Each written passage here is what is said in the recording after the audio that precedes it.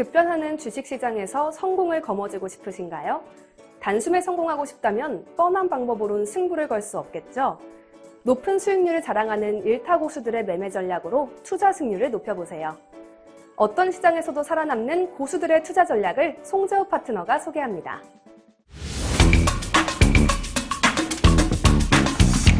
반갑습니다. 오늘 복장이 네, 아주 그냥 핸섬하신데요. 네, 좀 가하지 않으면서 네. 약간 진취적인 모습 좀 보여드리려고 좀 자켓을 까죽으로 한번 아니 바꿔봤습니다. 평상시에도 진취적이셨던 것 같은데 구태 가죽 잠바까지 입고 오시니까 제가 지금 살짝 쫄려가지고 싸움을 잘하시나. 근데 오늘 보기에 굉장히 진짜 의도하셨던 것처럼 일단 저는 겁먹었어요. 아닙니다. 네, 뭐 홀짝 박사님 워낙 좀 핸섬하시고 네, 또 잘하시니까 제가 끌리지 않으려고 준비했습니다. 아유. 네. 자, 우리 송재호 파트너와 함께 오늘 왠지 좀 기대되는데요. 송재호 파트너가 평상시보다 옷도 까만색 가죽 잠바를 입고 오셨고 오늘 뭔가 방송 좀 재밌게 하실 것 같은 기분도 좀 들고 자, 한번 보도록 하겠습니다. 오늘 많은 내용들 준비해 오셨는데요. 첫 번째 이번 주 주요 일정부터 좀 체크인을 해 주셔야 되겠죠? 네, 뭐 일정으로 보면 이제 실적 발표가 상당히 좀 집중된 것 같아요. 그래서 시장이 지금 아직까지 좀 빙빙 도는 이제 장세 흐름인데 지금 우리가 이제 언제 그 시장이 움직일까 그런 우려감들이 많이 있는데 우리가 이거는 하나 보여드렸으면 좋겠다 생각합니다. 또 희망적인 부분이라서 그리고 그 화면을 보시고 한번 말씀드리면 네, 코스피 그 월별 평균 수익률이거든요. 2000년 이후.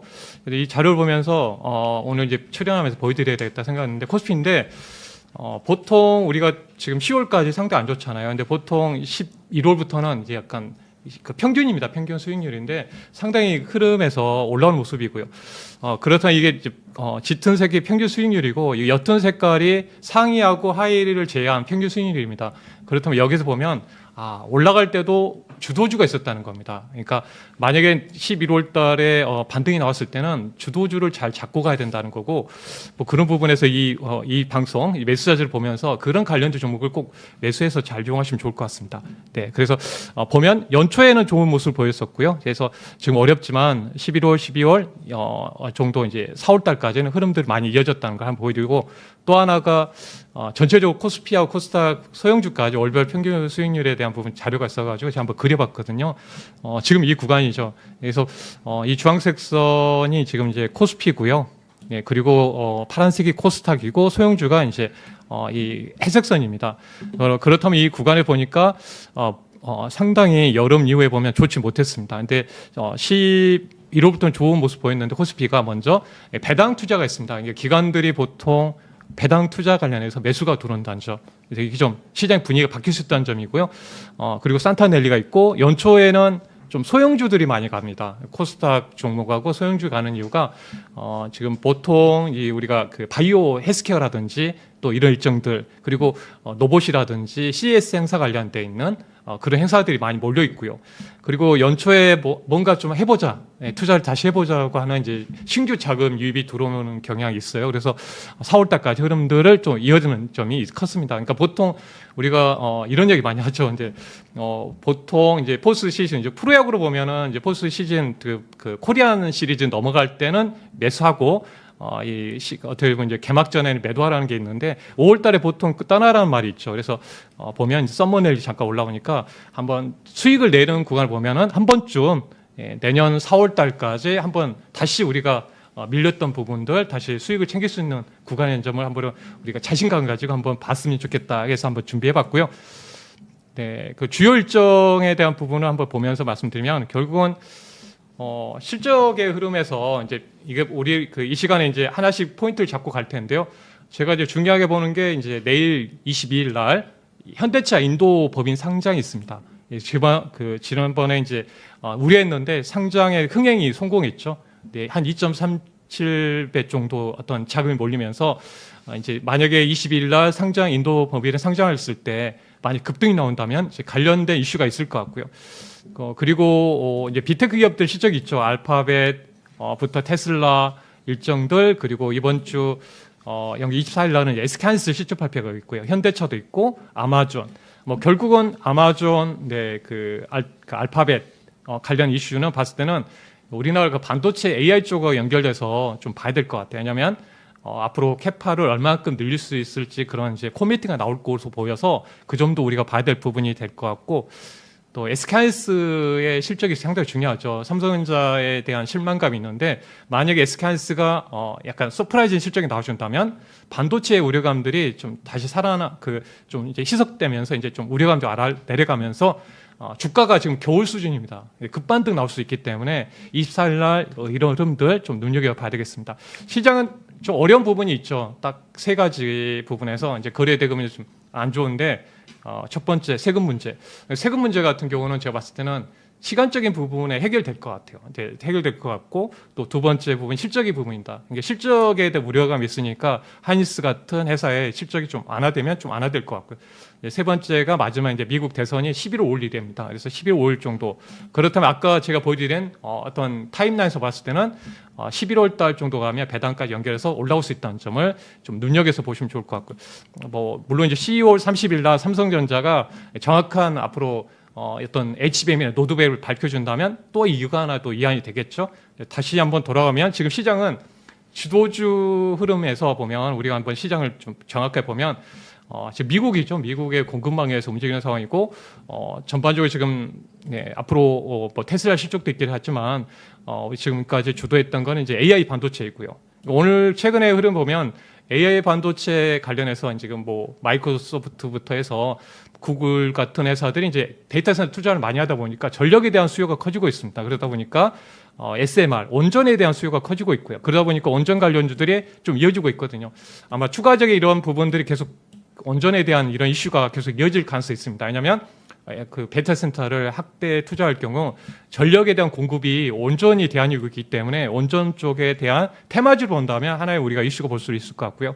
이런 상황에서 지금 현재 저는 미국의 공급망에서 4대 반도체, 자동차, 2차전지, 좀 바이오 쪽인 그 상황인데 지금 시장이 이쪽으로 와 있습니다. 그래서 만약에 반도체가 살아나거나 하게 되면 이쪽으로 또 다시 움직이겠지만 다시 돌아온다는 겁니다. 그러니까 바이오는 내년에도 더 확대되는 흐름도 보이고 있기 때문에 지금 일부 종목도 계속 올라오고 있습니다. 그러니까 공부를 계속 해 놓으셨으면 좋겠고, 만약에 전체적으로 이 과정에서 쉬어간다면 지금 우리가 느끼는 것처럼 조선주가 간다든지 이제 방산주가 간다든지 이런 그 흐름들이 이제 순환하는 흐름도 보이고 있고요.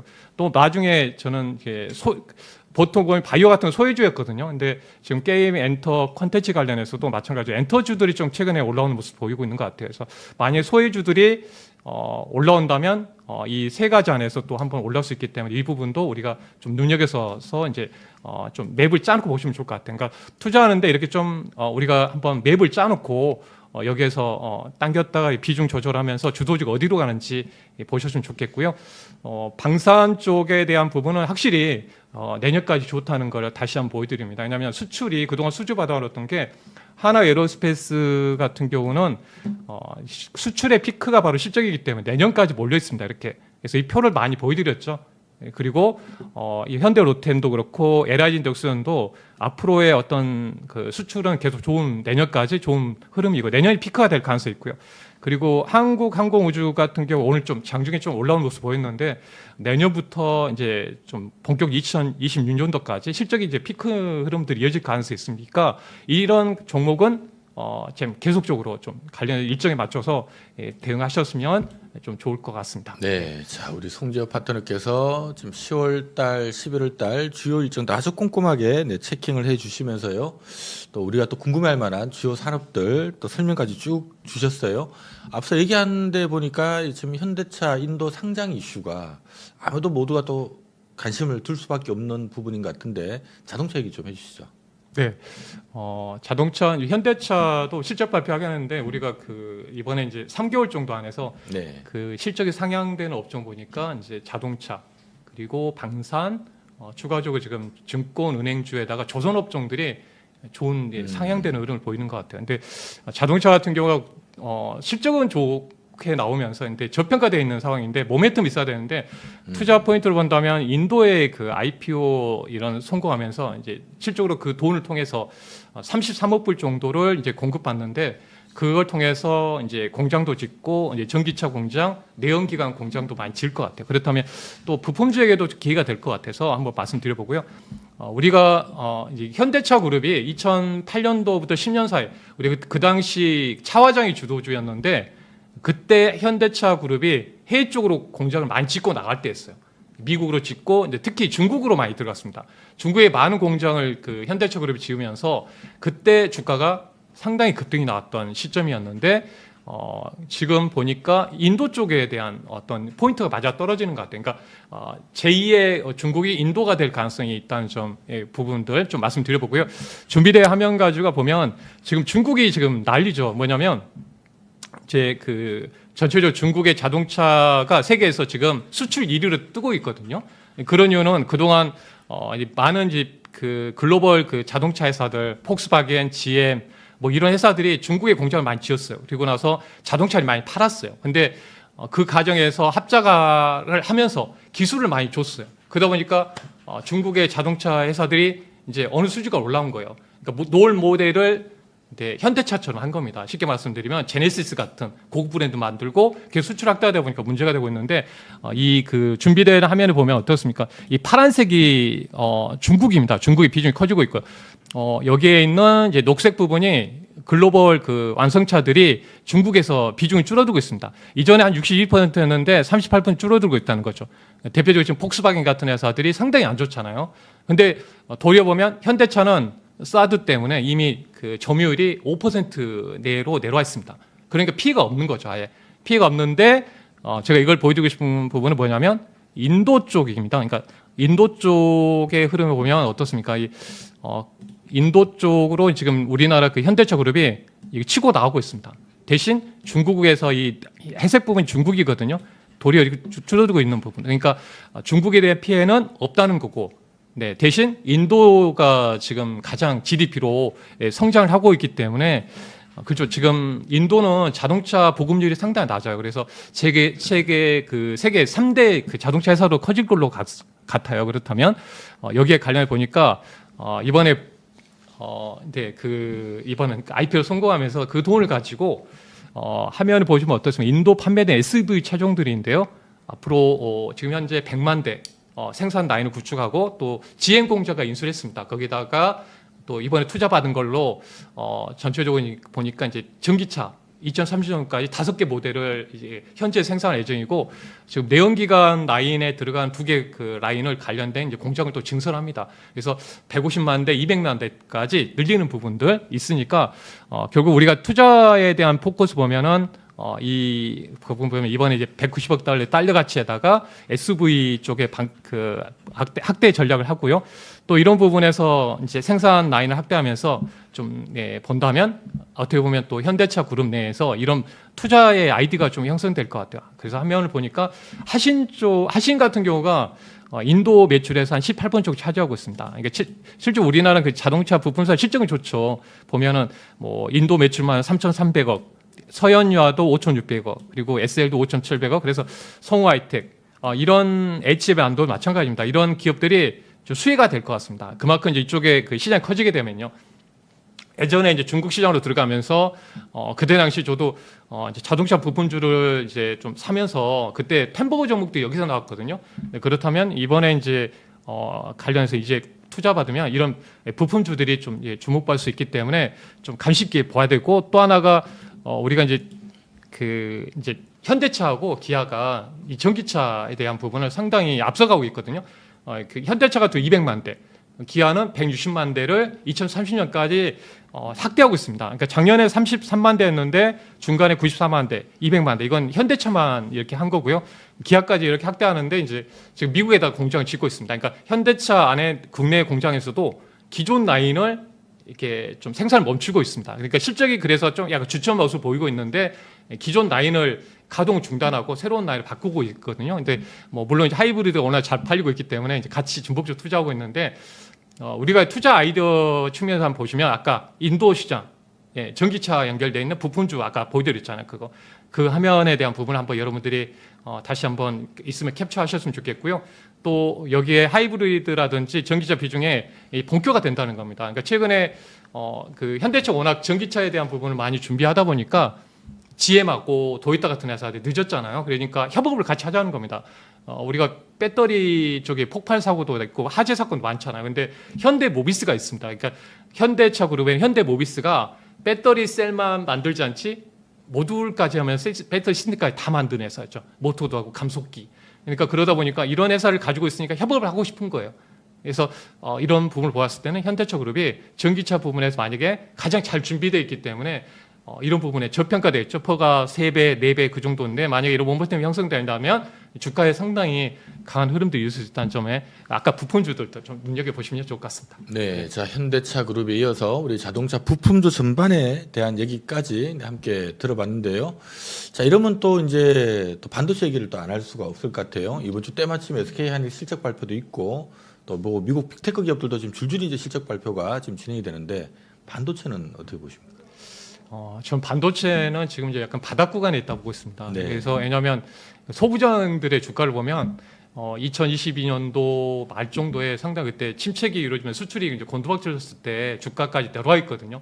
미리 선반영되면서. 근데 저는 이 앞전에 이제 마이크로소프트가 내년에 투자를 예상보다 더 늘리겠다고 했습니다. 30% 정도 늘렸다는 거. 그리고 아까 그 실적에서 저는 이제 실적에 대한 부분보다는 우리가 이제 4대 그 데이터 센터 AI 쪽 투자하는 쪽 있잖아요. 메타, 네, 알파벳, 구글, 그리고 아마존, 그리고 마이크로소프트 이런 4개의 그 기업들이 AI 투자를 상당히 많이 하고 있는데 클라우드 쪽으로 이런 기업들이 이제 올해보다 내년에 더 투자한다는 거고요.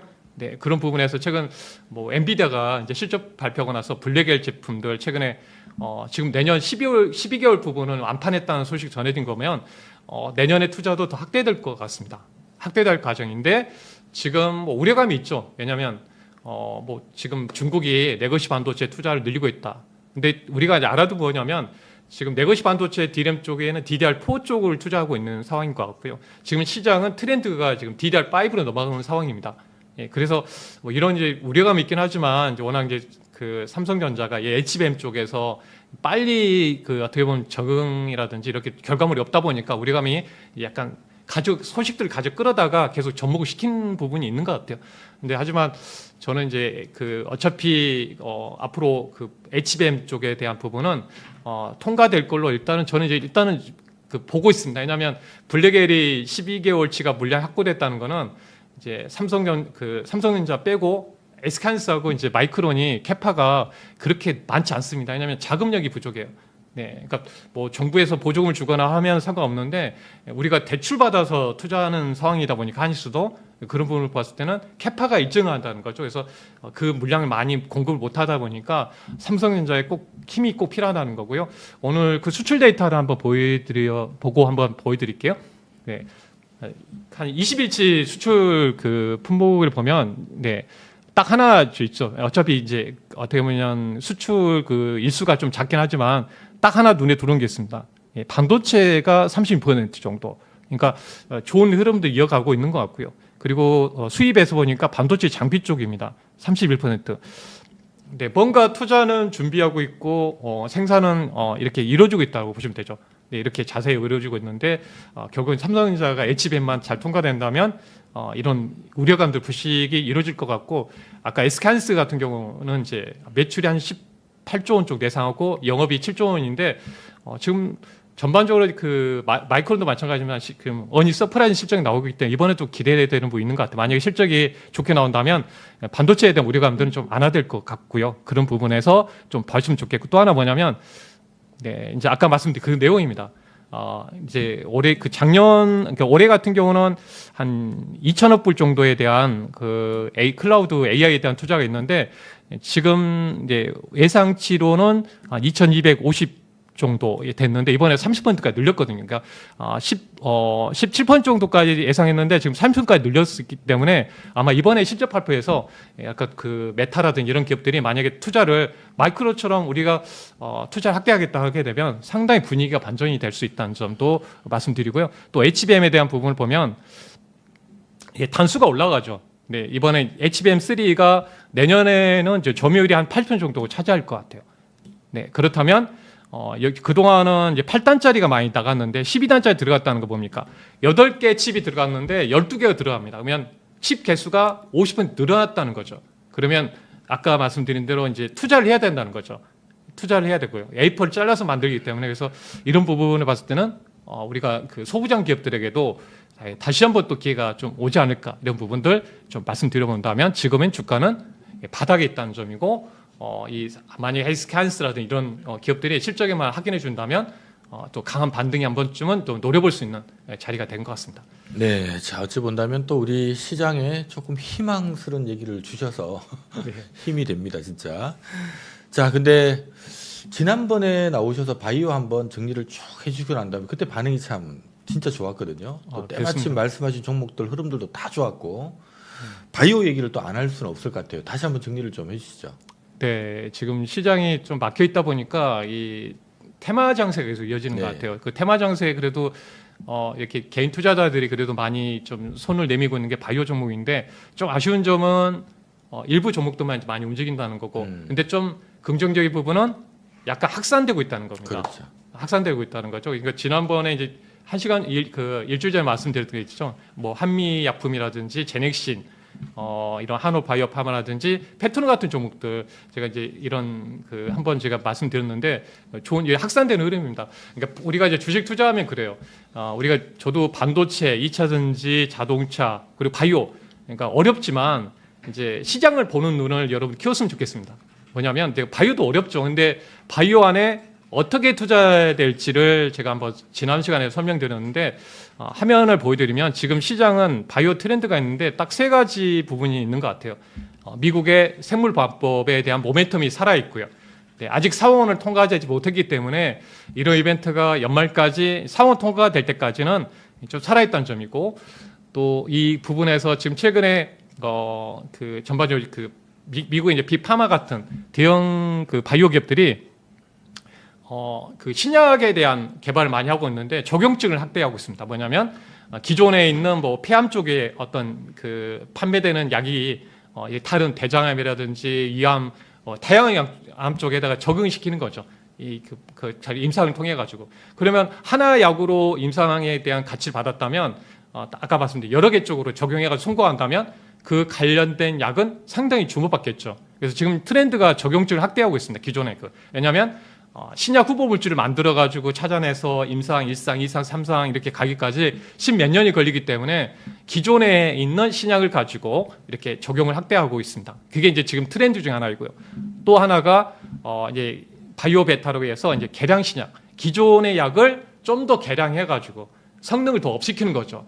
네, 만약에 생존율이 한 7% 정도 아니면 암 치료 관련 완전 간해가 75%인데 90%까지 올리는 그런 흐름들을 이어가고 있습니다. 왜 이렇게 하고 있냐면 지금 미국 같은 경우 대선에서 약가 인하를 많이 시키고 있어요. 약가 인하를 많이 하고 있습니다. 7년 이상 되면 기존의 약에서 한 60에서 7% 정도를 약가 가격을 다운시켜 버려요. 그러면 제약사 입장에서는 갑자기 돈을 많이 벌었는데 갑자기 줄어들겠죠. 그런데 신약 같은 경우는 약가 인하를 5년 정도는 인하를 안 해도 됩니다. 근데 미국 정부에서 지난번 말씀드렸죠. 미국 정부에서 기존의 약을 이렇게 개량해서 신약으로 인정받게 할 수 있다. 그게 이제 포인트라는 거죠. 그래서 그 부분들 세 가지 포인트니까 제가 왜냐하면 이걸 자세히 설명드리는 게 뭐냐면 바이오에 대한 투자를 하는데 이게 좀 중요한 부분이라 말씀드려보고요. 네, 화면을 보면 결국 바이오 베타라는 게 기존에 있는 약을 좀 이렇게 치료 효과를 높이고 또 그리고 기존에 개발됐기 때문에 개발 기간도 단축되고요. 또 부작용도 기존하고 개선되겠죠. 환자에게도 편의성도 좋아지겠고요. 네, 그런 부분에 물론 우리가 이제 기존의 약의 특허가 끝나면 바이오시밀러라는 산업에서 이제 복제할 수 있죠. 기존의 오리진 약 관련해서 싸긴 하지만, 근데 바이오 베터는 기존 약보다는 이제 성능이 업되기 때문에 개발 비용도 많이 들어가고 대신 가격은 기존의 오리지널 의약품에서 이제 2배, 3배 정도 더 많이 받습니다. 그러다 보니까 이 부분에 20년간 또 특허 인정받기 시작하게 되면서 기존의 특허가 연장될 수 있는 부분도 있고요. 그래서 이런 바이오베터, 바이오시밀러 어떤 산업하고 좀 우리가 비교해 보면 그래서 이제 미국의 빅파마들 바이오베터 쪽으로 주목을 받고 있다. 이게 중요한 게 뭐냐, 우리나라 바이오베터 관련된 기업들이 많이 몰렸기 때문에 그렇습니다. 네, 그중이고 또 바이오시밀러 같은 회사도 지금 특허가 많이 끝나니까 상당히 수혜를 받고 있는데요. 이 부분에서 제가 한번 이 화면을 보여드리는 이유는 바이오를 바라보는 눈입니다. 우리가 안경을 보면서 우리가 그 눈이 안 좋으면 희뿌였잖아요. 근데 이걸 통해서 딱 바이오를 보면 선명하게 보일 수 있습니다. 아까 빅파마 쪽 특허가 내년부터 본격 만료되니까 아까 바이오시밀러가 복제의약품이 커지면서 대표적인 게 뭐죠? 네, 삼성바이오 같은 회사들이 이제 주목을 받고 있고요. 또 생물보안법에 대한 이슈가 또 있죠. 그래서 이 부분이 중국 기업들을 견제하기 위한 부분이기 때문에 우리나라 이탁 생산하는 CDMO 관련된 회사들 또 계속 주목을 받고 있고요. 약간 이제 말씀드린 부분입니다. 아까 내용, 그래서 적용증이라든지 바이오베타 안에서 제형 변경 기술이 지금 주목을 받고 있는 흐름들에서 보시면 돼요. 그러니까 딱 정리해 보면 돼요. 여기에 관련된 기업이 내가 가지고 있는 바이오 종목이 여기에 관련돼 있는가, 이런 모멘텀이 나올 수 있는가를 보셨으면 좋겠고요. 네, 그래서 지금 아까 말씀드린 것 중에 약가 인하가 나오고 있다고 하잖아요. 근데 지금 보면 대표적인 지금 미국의 빅파마, 머크사, 노보노디스크, 아스트라제네카, 암젠 이런 많은 기업들이요. 보면 할인율을 지금 아까 말씀드려 적게는 53%에서 79%까지 약가 인하를 해야 됩니다. 하다 보니까 이제 이 빅파마들은 지금 신약 개발에 지금 눈을 부릅뜨고 해야 된다는 거고요. 그런 부분에서 이제 우리나라 기업들이 좀 이제 주목을 받을 수 있다. 이 부분입니다. 그래서 바이오베터가 중요한 이유는 아까 설명드린 대로 IR 약가 일합상들 최대 삭감하는 부분도 있습니다. 그래서 바이오베터 기존의 약을 좀 더 개선한다는 약들. 그래서 개선하기 위해서는 제가 우리가 전백주사 말씀드렸잖아요. 전백주사 맞을 거를 이렇게 주사제로 간단하게 재현병해 주는 겁니다. 편의성도 높아지는 거죠. 그래서 대표적인 게 지금 주도적 역할하고 있는 게 이제 알테오젠이라든지 유한양의 뭐 이렇게 셀트리온 같은 기업들이고요. 셀트리온은 실적이 좀 나와야 될 것 같습니다. 왜냐하면 재현 변경해가지고 할 수 있는 기업인데 이거는 미국의 빅파마들의 블록버스급의 약을 재형 변경해 준 게 아니라 본인의 바이오시밀러 약을 재형 변경해 주다 보니까 주목을 못 받는데 지금 최근에 이번 주 나오는 소식을 보니까요. 뭐 CDMO 쪽에도 노력을 많이 하는 것 같고요. 또 이런 재형 변경 관련 기술을 빅파마들에게도 좀 약간 서비스 하려고 하는 흐름도 보이고 있습니다. 네. 그리고 약효 개선이 좀 되고 있기 때문에 ADC 쪽이 많이 주목받고 있고요. 지금 트렌드 중에 이제 제가 지난번에 병용 치료에 대한 이야기 많이 드렸죠. 네, 기존의 약에다가 하나 더 더해가지고 네, 좀 하는데 지금 트렌드가 되는 게 ADC 항암제입니다. 그래서 알테오젠 그리고 니가캠 ABL입니다. ABL 바이오도 여기에 연결돼 있죠. 또 지속형 쪽으로 약효가 지속되는 페트로온하고 이제 인베스트티랩 같은 기업이 이제 좀 주목을 받고 있고요. 한번 정리된 거라서 다시 한번 이제 말씀드려 봅니다. 적용적인 사활 거는 이유는 아까 말씀드렸는데 하나의 다시 정리해 보면 하나의 약물을 통해서만 하면 가치가 좀 낮은데 다양한 쪽으로 적용적으로 하게 되면 더 많은 환자에게 처방할 수 있고요. 그렇다면 매출 증대가 이루어지기 때문에 많은 기업들이 이렇게 하고 있습니다. 키투르타 같은 대표적 면역 항암제인데 그동안은 이제 암을 우리가 면역 항암제 몇 개 정도만 적용했는데 계속 확대하고 있습니다. 그러면서 지금 한 해 동안 키투르타가 올해 280억 불을 벌어들이죠. 반도체 같은 경우는 한 달에 136억 불 정도 벌어들이는데 비교해보면 엄청난 거죠. 그래서 다양하게 이런 식으로 적용하는 회사들이 많아지고 있다는 거고요. 그래서 바이오베터 부분들에서 이제 재형 변경 관련된 기업이 상당히 중요하죠. 네. 그리고 약효 개선. 아까 보여드렸지만 재형 변경이라는 게 우리가 이제 간단히 보시면 돼요. 왜냐하면 유튜브 이제 초보자분도 계시는데 우리가 가장 많이 항암제를 쓰고 있는 게 전맥 주사로 바로 투여해서 약물을 전달하는데 기존의 약을 편하게 하는 거죠. 쉽게 말씀드리면 간단하게 주사제로 간단히 맞거나 알약으로 먹는 경구 투영이라든지 아니면 피부에 붙인다든지 이런 트렌드입니다. 그래서 이 세 가지가 이제 대표적으로 기존 약을 재형 변경하는 겁니다. 약효를 개선해주고 편리성하면서 이제 이렇게 신약으로 관련해서 이제 인접할 수 있다는 점이에요. 그래서 이 점만 말씀드리면 이제 머크사가 지금 알테오젠 플랫폼 기술 통해 가지고 재형 변경하고 있는데 이제 이미 이제 머크사는 이제 실패를 했죠. 보여드렸던 것처럼. 근데 알테오젠이 지금 현재 이 관련해서 하면 비소 세포 폐암 쪽으로 9월 23일 날 끝났습니다. 하나로 한 겁니다. 근데 지금 보면은 어떻습니까? 고형암 쪽으로도 하고 있죠.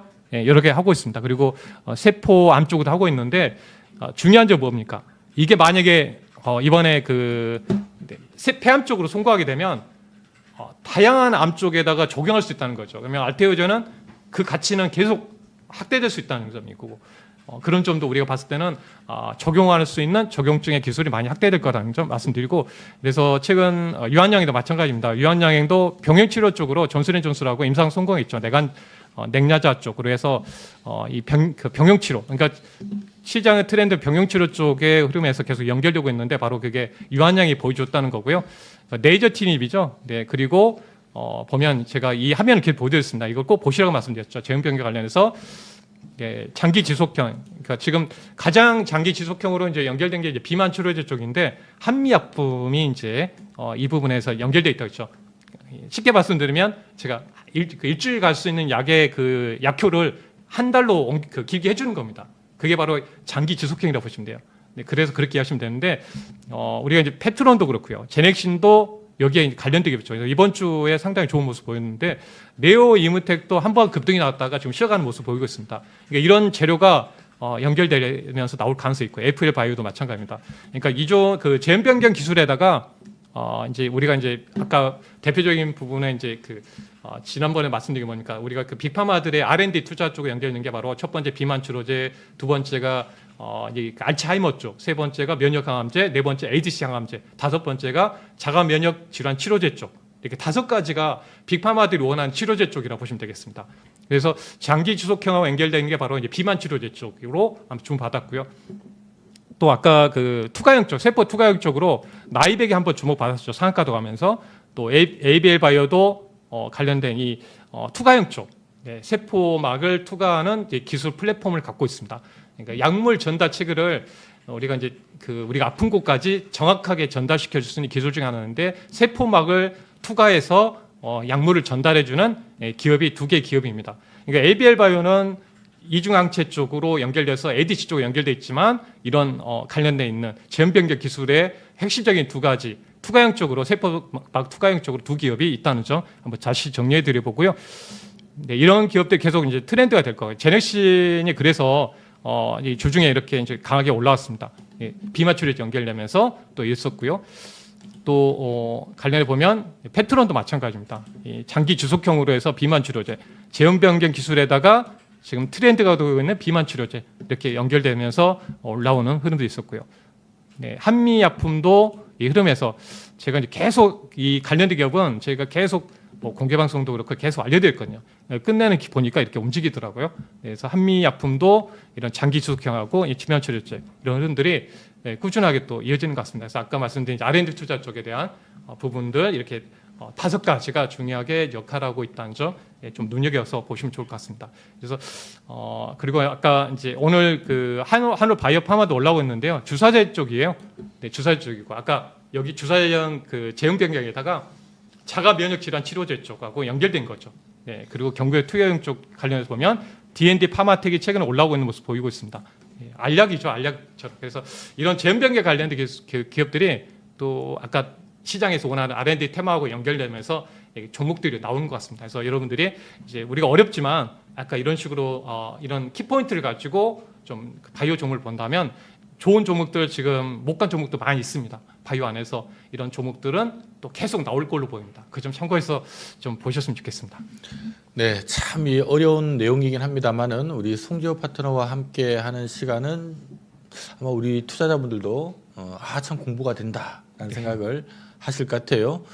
좀 자주 모시고 좀 어려운 얘기지만 또 깊이 있게 더 들어보는 시간 자주 마련하도록 하겠습니다. 오늘 또 아쉽게도 벌써 또 마무리를 해야 될 시간인 것 같은데 그래도 홍보는 좀 하고 가셔야죠. 좀 유튜브 홍보도 좀 해주시고 검색기 강의 홍보도 좀 부탁드릴게요. 네, 제가 개인 유튜버 하고 있습니다. 네, 투자라면 송지호 TV 이렇게 하고 있고요. 거기에 이제 오늘 이제 늦게 오신 분이라든지 재방송 보고 싶은 분들 또 이 영상 그대로 제가 또 올려드리고 또 시황이라든지 아침에 제가 모닝 브리핑 관련해서 커뮤니티에다 계속 올려드리고 있거든요. 오늘 봐야 될 섹터에 대한 이야기, 지금 어떻게 시장 흐름이 돌아가고 있고 어떻게 투자를 전략을 좀 대응할 수 있도록 그런 내용도 보여드리고 또 장중에 투자 전략들 지금 시장이 어떻게 돌아오고 있는지 그 내용에서 하루에 또 그런 부분 두 번 이렇게 나눠서 올려드리겠습니다. 그래서 한번 보셔서 투자를 하면 송지효 TV 오시면 제가 자세히 또 내일 알려드리는 게 참고하시면 되겠고요. 또 아웃넷에서 이제 검색기 제가 이제 그 매매법을 가르쳐드리고 그 매매법을 통해서 우리가 그 검색식으로 바꾸는 방법에 대한 부분을 강의를 해놨습니다. 그래서 오시면 송지효를 찾아오시면은요 거기 강의가 있습니다. 무료거든요. 무료니까 오셔서 등록하시고 제가 앞으로는 이 영상도 거기다 올려드리고요. 또 섹터에 대한 부분도 올려드리고 또 좋은 종목이 있다면 또 엄선해서 또 여러분께 좀 알려드리려 하니까요. 예, 여러분들 무료니까 신청하시면 좋을 것 같습니다. 네, 자 아쉽지만 또 오늘 저희 또 여기서 또 헤어져야 될 시간이 된 것 같습니다. 우리